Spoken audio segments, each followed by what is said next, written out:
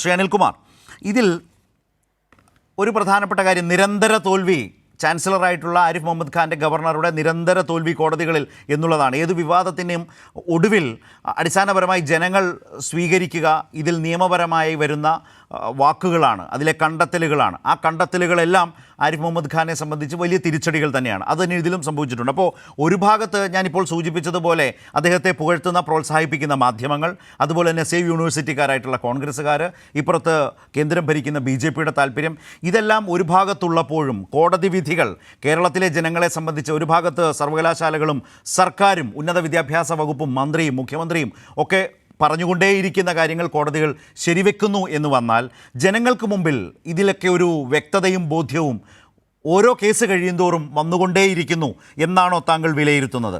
ഒരു സംശയം കൂടി, നിയമപരമായ ഒരു സംശയം കൂടിയുണ്ട്. ഇപ്പോൾ ഈ സെനറ്റ് കേസിൻ്റെ കാര്യത്തിൽ ഈ യോഗ്യതയില്ലാത്ത സർവകലാശാല മാനദണ്ഡങ്ങൾക്ക് വിരുദ്ധമായ ആ നിലയിൽ കഴിവ് തെളിയിക്കാൻ കഴിയാത്ത ആളുകളെ താല്പര്യാർത്ഥം ആരിഫ് മുഹമ്മദ് ഖാൻ തിരികെ കയറ്റി, സ്വന്തം ഇഷ്ടപ്രകാരം ആ ലിസ്റ്റിൽപ്പെടുത്തി, യൂണിവേഴ്സിറ്റി കൊടുത്ത പേരുകൾ വെട്ടി വിദ്യാർത്ഥികളുടെ കാര്യത്തിൽ. ഇപ്പോൾ ഈ വിധി വരുന്നതോടെ എന്താണ് സംഭവിക്കുന്നത്? അദ്ദേഹത്തിന് വീണ്ടും ആ വിദ്യാർത്ഥികളെ കണ്ടെത്തി ശുപാർശ ചെയ്യുന്നതിനുള്ള അല്ലെങ്കിൽ നാമനിർദ്ദേശം ചെയ്യുന്നതിനുള്ള അവസരം ചാൻസലർക്ക് വരുന്നുണ്ടോ? അതോ നിയമവിരുദ്ധമായി നിഷേധിക്കപ്പെട്ട അവസരം നിഷേധിക്കപ്പെട്ട വിദ്യാർത്ഥികൾക്ക് ആ അവസരം വന്നു ചേരുമോ? നിയമപരമായ ഒരു സംശയം കൂടി.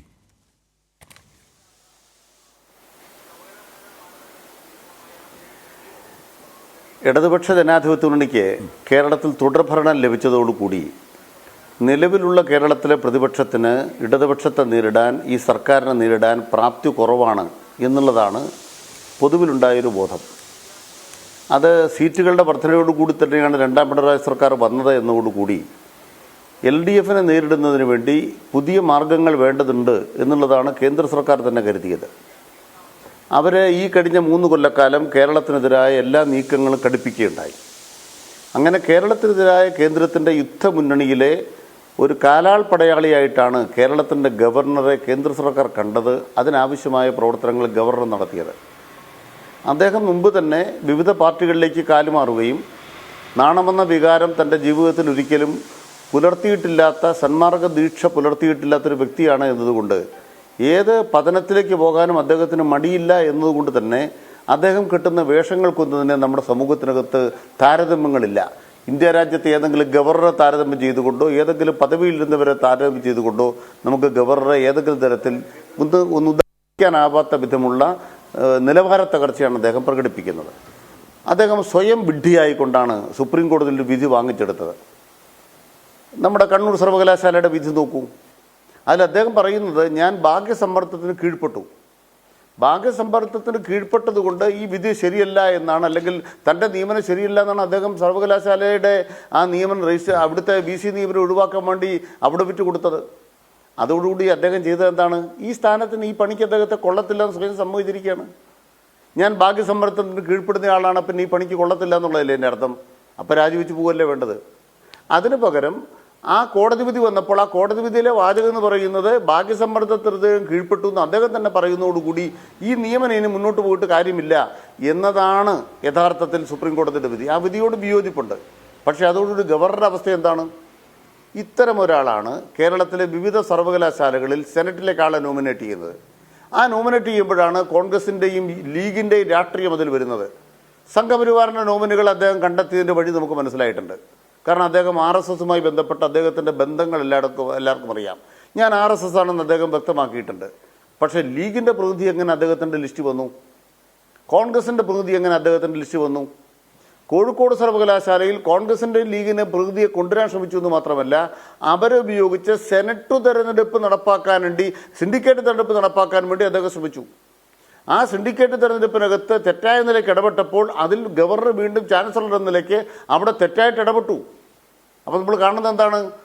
BJPക്ക് വേണ്ടി അദ്ദേഹം പ്രവർത്തിക്കുന്നു മാത്രമല്ല, UDFന് കൂടി വേണ്ടിയാണ് അദ്ദേഹം പ്രവർത്തിച്ചുകൊണ്ടിരിക്കുന്നത്, പിണിയാളായി മാറി പ്രവർത്തിച്ചുകൊണ്ടിരിക്കുന്നത്. ഗവർണർ സമൂഹത്തോട് പറയുന്നത് എന്താണ്? ഒരു ചാൻസലർ പ്രവർത്തിക്കുമ്പോൾ നിയമാനുസരണമുള്ള മാർഗത്തിലൂടെ പ്രവർത്തിക്കണം. അപ്പോൾ സെനറ്റിലെ ആളുകളെ കണ്ടെത്തുമ്പോൾ എന്ത് വേണം? നിയമത്തിൽ തന്നെ പറയുന്നത് ഏറ്റവും കഴിവ് തെളിയിച്ച എക്സ്ട്രാ കരിക്കുലർ ആക്ടിവിറ്റികളിലും മറ്റ് മേഖലകളിലൊക്കെ കഴിവ് തെളിയിച്ച അക്കാഡമിക് മികവുള്ളവർ ഉൾപ്പെടെയുള്ളവരുടെ ഏറ്റവും നല്ല കുട്ടികളെയാണ് കണ്ടെത്തേണ്ടത്. കേരള സർവകലാശാലയിൽ നിന്ന് കൊടുത്തവർ കലാതിലകത്തെ കൊടുത്തു. കലാതിലകത്തെ കൊടുത്ത ഇദ്ദേഹത്തിന് ബോധ്യപ്പെടില്ലേ? അന്താരാഷ്ട്ര ദേശീയ തലത്തിലുള്ള വടംവലി മത്സരത്തിൽ കേരള സർവകലാശാലയെ പ്രതിനിധീകരിച്ച കുട്ടി ആ മേഖലയെ കൊടുത്തു, റാങ്കുകാരെ കൊടുത്തു. ഇവരെ എല്ലാം വെട്ടിമാറ്റിയിട്ട് വേറെ കുട്ടികളെ കണ്ടെത്തുമ്പോൾ ഈ കുട്ടികൾ എവിടെ നിന്ന് വന്നു? അത് ഗവർണർ സമൂഹത്തോട് പറയണ്ടേ? ഗവർണറുടെ ഓഫീസ് എന്ന് പറഞ്ഞാൽ പബ്ലിക് ഓഫീസാണ്. ഹൈക്കോടതിയിലെ തോറ്റുപോയ പ്രധാനപ്പെട്ട കാര്യം എങ്ങനെ ഇവരെ കണ്ടെത്തി. എനിക്ക് ലീഗിൻ്റെ ആഫീസിൽ നിന്ന് കിട്ടി, എനിക്ക് കോൺഗ്രസിൻ്റെ ആഫീസിൽ നിന്ന് കിട്ടി, എനിക്ക് BJPയുടെ ആഫീസിൽ നിന്ന് കിട്ടിയാൽ അദ്ദേഹത്തിന് തുറന്നു പറയാം. തുറന്നു പറഞ്ഞാൽ അതോടുകൂടി നിയമനം അവിടെ ഇല്ല. അപ്പം ഞാൻ സ്വന്തമായി കണ്ടെത്തി. അങ്ങനത്തെ അധികാരമില്ല, അങ്ങനത്തെ ചുമതലയില്ല. ഒരു കേസിനകത്ത് ഈ ഗുജറാത്തെ കേസുമായി ബന്ധപ്പെട്ട് വൈസ് ചാൻസലർ നിയമനം എന്ന് പറയുന്നത് ഗവർണറുമായി ബന്ധപ്പെട്ട് ചാൻസലറുമായി ബന്ധപ്പെട്ട് ഒരു പ്രധാനപ്പെട്ട അധികാരത്തിലുള്ള കാര്യമാണെന്നൊരു കോടതി വിധിയിൽ ഒരു പരാമർശം വെച്ചിട്ട് സർവകലാശാലകളുടെ ഏകാധിപതിയാണ് താനെന്ന നാട്യത്തിലാണ് അദ്ദേഹം പ്രവർത്തിച്ചു കൊണ്ടിരിക്കുന്നത്. അതുകൊണ്ട് ഈ കോടതി വിധികളെല്ലാം ചാൻസലർ പദവിയിൽ അദ്ദേഹം തുടരാനുള്ള അവകാശം നഷ്ടപ്പെടുത്തിയിരിക്കുന്നു. ഈ സാഹചര്യത്തിൽ നമുക്ക് പറയാൻ കഴിയുന്ന കാര്യം, സർവകലാശാലകളിൽ ചാൻസലർമാരുമായി ബന്ധപ്പെട്ട് കേരളത്തിലെ ഗവൺമെൻറ്റും നിയമസഭയും കൊണ്ടുവന്ന നിയമങ്ങൾ ഏറ്റവും ഫലപ്രദമാണ്. ആ നിയമങ്ങൾ അവസരോചിതമാണ്, അത് അനിവാര്യമാണ്. കാരണം ഇത്തരം ചാൻസലർമാരെ വെച്ചിങ്ങനെ സർവകലാശാലയ്ക്ക് പ്രവർത്തിക്കാം. മഹാത്മാഗാന്ധി സർവകലാശാല ഏഷ്യയിലെ ഏറ്റവും നല്ല റാങ്കിങ്ങുള്ള സർവകലാശാലകളിലൊന്നായി മാറി. A++ നാക് അക്രഡിറ്റേഷനിലേക്ക് കാലിക്കറ്റ് സർവകലാശാല, മുമ്പ് തന്നെ കേരള സർവകലാശാല, മറ്റു സർവകലാശാലകൾ ഉയർന്നു വരികയാണ്. ഇതൊന്നും അതിൻ്റെ ചാൻസലറായ തലപ്പത്തിരിക്കുന്ന ബഹുമാനപ്പെട്ട ഈ ചാൻസലറായിട്ടുള്ള ഗവർണർ ഒരു തവണ അഭിനന്ദിച്ചോ?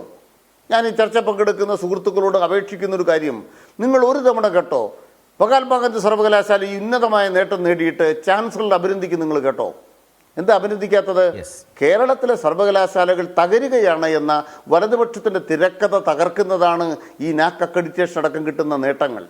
അല്ല, ഏഷ്യയിലെ ഏറ്റവും മികച്ച സർവകലാശാല എന്ന റാങ്കിങ്, അതിന് ധാരാളം ഉദാഹരണങ്ങൾ പറയാറുണ്ട്.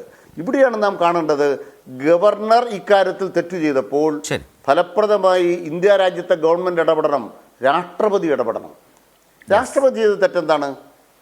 അദ്ദേഹം ഈ സർവകലാശാലയുമായി ബന്ധപ്പെട്ട നിയമങ്ങളെ വിത്ത് ഹോൾഡ് ചെയ്തിരിക്കുകയാണ്.